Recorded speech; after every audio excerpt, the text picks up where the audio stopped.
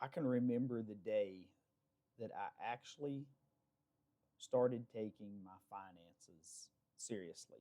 And it was way too late in life.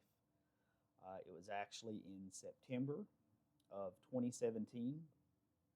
I was actually in Virginia at the time, traveling for work, and I was actually at James Madison's home at the time, visiting it in some of my off time.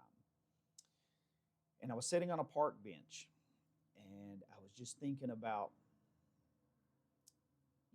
my finances and such, and that I needed to save more money. I needed to do a better job at that. That I wasn't doing a great job of preparing for retirement and everything that comes along with that. I don't know why it hit me right then. I guess certain things hit you at the right time in life. I was actually about 44 years old at the time when it happened, and I just made a decision right then. I can still remember it to this day. I don't remember what day in September that it was, but I do remember the location where I was at and such. And I just kind of made a commitment to myself to just do better because I had just spent money frivolously up to that point. I didn't do horribly bad, but I didn't do great either. Um, I bought plenty of things that I didn't need. So much stuff that I didn't need.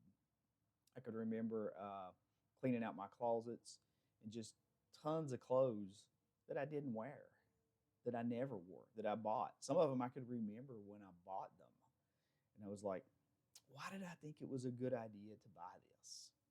I probably was never going to wear this, but I'd found it in a store and I was like, yeah, I might wear this someday. And so I bought it. And after I changed and kind of come over to this new mindset of wants versus needs. So when I purchase something now, I have to think about, is this a want or is this a need? And I try to only buy things that I need. I don't want to buy things that I just want anymore. Uh, there was a story from Lynn and I were shopping at the grocery store, and this was after I changed my mindset. And I picked up a melon baller and put it in the cart.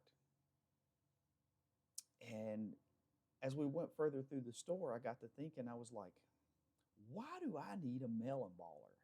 I never use a melon baller. I barely even know what they are. So that was just an example of, how my mindset had changed. And I put it back. I was like, I'm not getting that. It was just a few dollars. It was not expensive, but it was the principle of it. I mean, how many times in my life up to that point had I just picked things up in the store because I wanted it?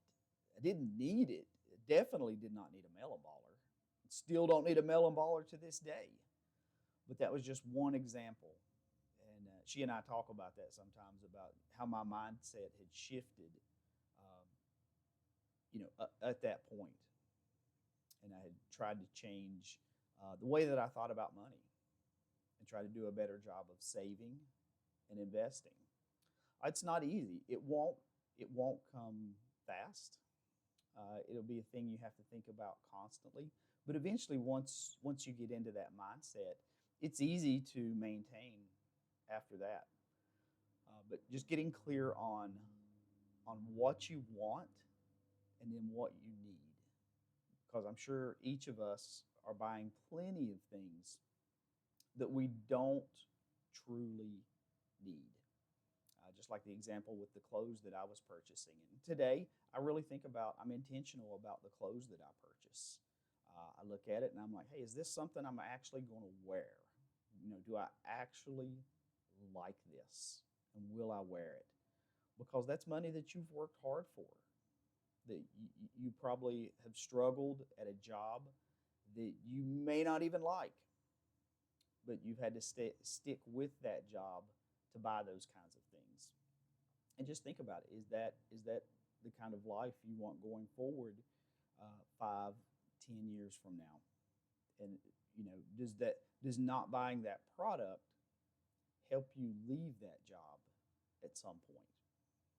just something for you to think about. It's things I have to think about as I go through my life and go through my day. Uh, Hope that helps you, and hope y'all have a good day.